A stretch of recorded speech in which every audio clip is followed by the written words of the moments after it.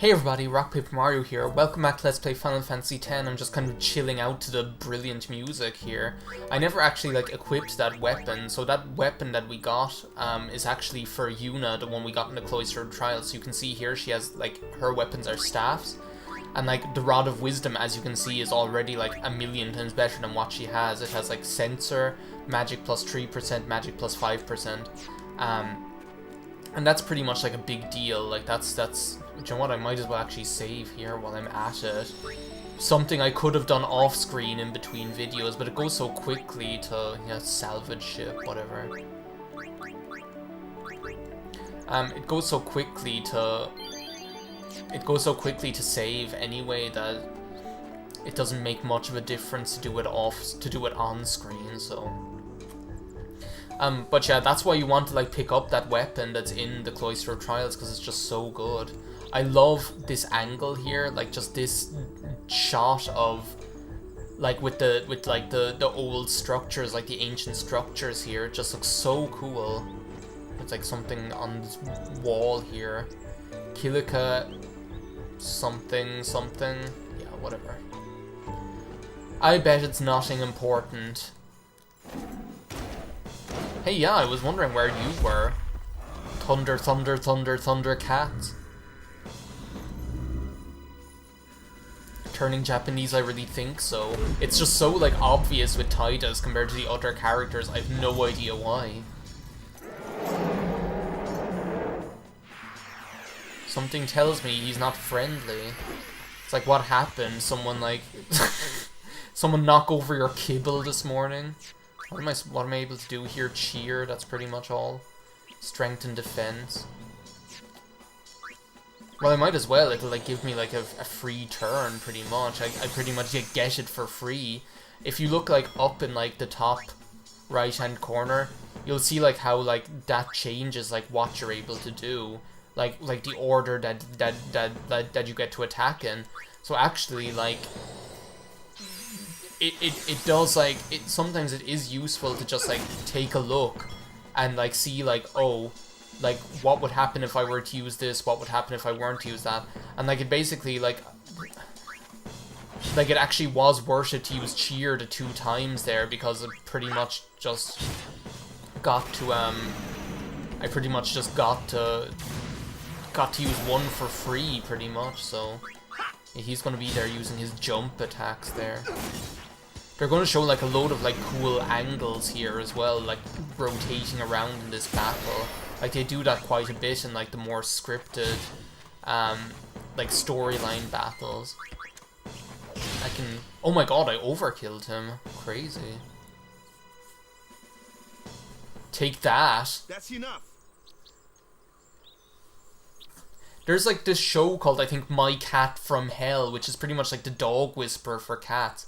And I got so confused because he goes around with a guitar case, and I was what's the guitar for? Is he going to sing to the cat or something? Himari Ronso, of the Ronso tribe. He's learned the fiend's way of fighting. Yeah, he's wild. That's not what I meant. Wild cat. Huh? Wild cat. It's Sometimes we don't understand him either. Kamari doesn't talk much anyway. Yeah, who knows what he's thinking? But he has protected me since I was a child. Well, bully for Kamari then. It's in the Royal Tenenbaums when Owen Wilson is gets hung up on the word wildcat, and he's wild cat. What? And he just keeps repeating it and gets this really spaced out expression on his face. But yeah, and that's My Cat from Hell. The guy goes around with a guitar case, and I'm oh, what's he gonna do? Sing to the cat or something to calm it down? And then it's no, he opens up the guitar case and he just has all his stupid equipment in there for taming the cat, toys and things like that. And I'm why'd you carry it around in a guitar case? It's just so ridiculous. But yeah, oh god, this thing. It just looks so scary. It's this fleshy kind of thing. Fire! That's your department, right? True, but why don't we let our summoner show us what she's made of?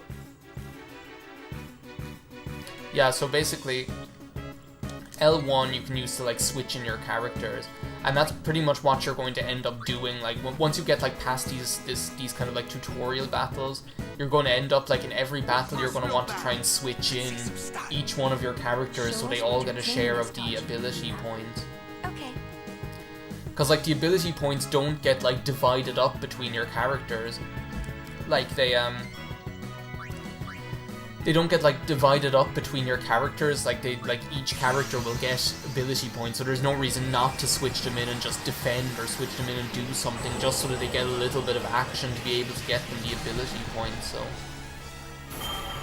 we're going to show off our summoning here, which can actually be like strategically very useful. Like not only are the Aeons really powerful, the animations are also nice to see. Like I really like Yuna and Valfor. It's just a very kind of like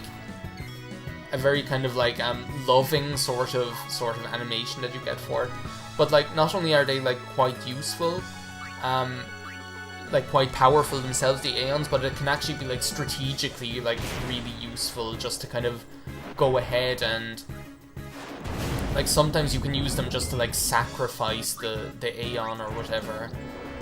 Like if you know there's like a really crazy powerful attack that would like theoretically either take out or severely damage your whole party, like you can just like switch in an Aeon and it'll hit them, and then either switch it back out or the Aeon will die, and it's like, okay, whatever. So yeah, we're just gonna like, it's like some sort of Godzilla battle or something here. It's got 666 HP. I might as well show off the Sonic Wings attack as well. As you can see up there, like using Sonic Wings at this juncture will give me like 1 extra attack there. And it also has like the black magic spells, which can be useful. Now you can actually like teach the Aeons different magic. Like once you get later on in the game, you can like customize them and stuff. So that pretty much gave me a free attack right there. And just like any of the characters, as you can see below, like the Aeons also have like their own overdrive bar. I'm glad I called it like overdrive and not like limit break or some shit. So what I'm gonna do is I'm just going to defend here. Can I like defend? No, I can shield is what I can do. Take more damage. Just so that I can show off like the overdrive for Valfor, because it's pretty cool. Okay. Can I like do that again, please? I might as well like boost, like use the boost to break through. And that like leaves you open for attacks, but like it'll like boost your overdrive even further.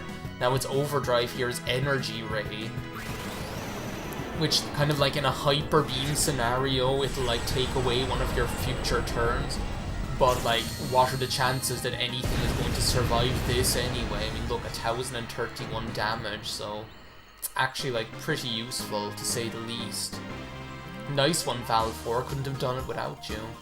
But yeah, as you can see, like Yuna got 6 AP there. No one else got anything because Yuna was the only one who actually took action in the battle. Like, it's not even about like whether they were visible in the battle. Like, the other way in like other Final Fantasy games, as long as they were in the party that was on the field or on like that was like present while the battle took place, they get like a share of the experience.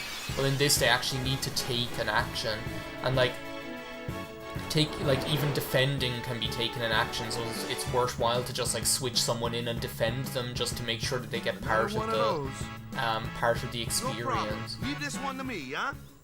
Say goodnight, birdie.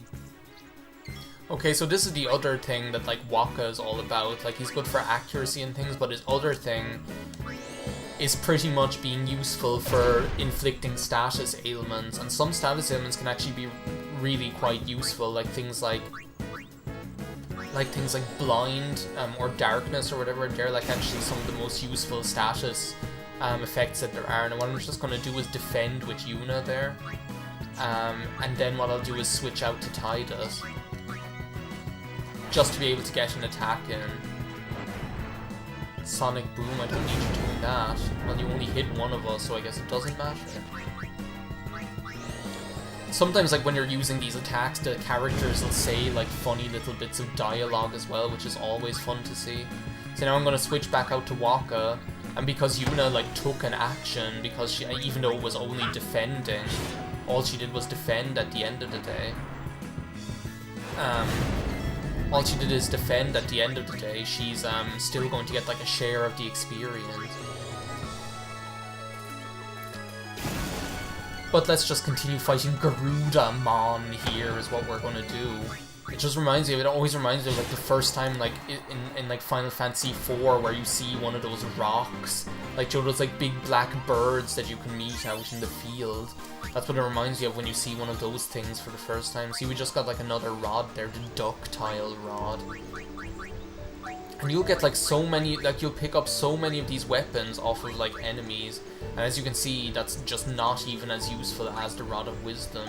Like, they have like empty spaces on them sometimes, which means you can like customize your whatever ability you want depending on like certain factors onto them at a later stage in the game. But like, as I say, the Rod of Wisdom is going to be our go-to weapon for Yuna for such a long time. Like, that's, I'm not even joking about that. So yeah. Oh, it's just so beautiful walking around Besaid Island with this like tranquil music in the background. I just really can't get enough of it. Okay, so now they're going to show us the whole cavalcade of jerks here. Might as well just get in with Yuna and defend right away. Then Wakka attacks the bird. Kills the bird. The dog attacks Lulu. Lulu uses... What kind of like an enemy is that even? Oh, it's like a water enemy. Sometimes it's hard to tell with like the water enemies what they even are, because it's not like they like with the fire enemies you'll be able to tell, like obviously they just look like they're on fire or something, but with the water enemies, especially when it's like a slime or like a flan like that, it's like they look like a blob anyway, so a watery blob, are you really going to notice that much? So yeah, everyone grew up a sphere level there. And what I'm actually like thinking of doing is regarding like the sphere grid, since I'd prefer to show it on screen rather than just like do it all off screen, because I remember in like LPs before, I always used to like it when people showed like exactly what they did, because it's just like easier to follow. See, look, we're back here again. We've actually been like, have we been here before? This looks quite like where we were at like the beginning of the game, because like if you come over here, I'm pretty sure this is like where like that watery area is, where like we were with Wakka. Yeah, right there. But yeah, so I'm going to like show off like the sphere grid on screen when I'm doing it. But what I'm going to do is, since I don't want to like be showing it all too often, I'm going to wait until they get like a couple of sphere levels up, like maybe like 4 or 5, rather than every time one character gets like one sphere level just showing that off. I think it's easier to wait until like each of your characters gets a couple of them saved up, and then to like just go ahead and do it all in one go. So it's funny, in like both of my LPs that I'm doing at this moment in time, both like Wind Waker and like Final Fantasy X, you have like these scenes where people like leave their hometown on a boat to go off on like a journey or whatever. Oh, I love this like remix of this song actually. You get the Seeker's Ring. Yeah, you want to like talk to these guys because you'll get like random stuff, like you might like, you'll get like ethers, or you'll get like, basically they're just there to like see Yuna off on her journey or whatever. Might as well like have a nice view of the beach while we still can. But yeah, I love this remix of that theme, of the Spira theme. It's just so tranquil, but it's kind of like sad at the same time. Like it's really like sad. It's like the epitome of sad happy music is what it is. So are we actually going to have like a 15-minute video for once, maybe? Are